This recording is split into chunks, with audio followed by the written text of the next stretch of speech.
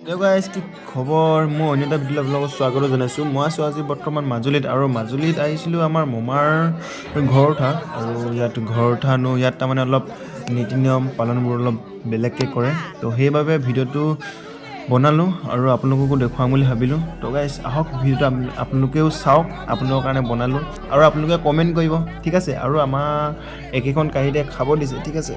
তো ব'লক আপোনালোকেও চাওক আৰু এনজয় কৰক আৰু নতুনকৈ আহিলে এটা ছাবস্ক্ৰাইব কৰি দিব দেই গাইজ ব'লক ভিডিঅ'টো আপোনালোকে চাই থাকক আৰু লাইক কমেণ্ট শ্বেয়াৰ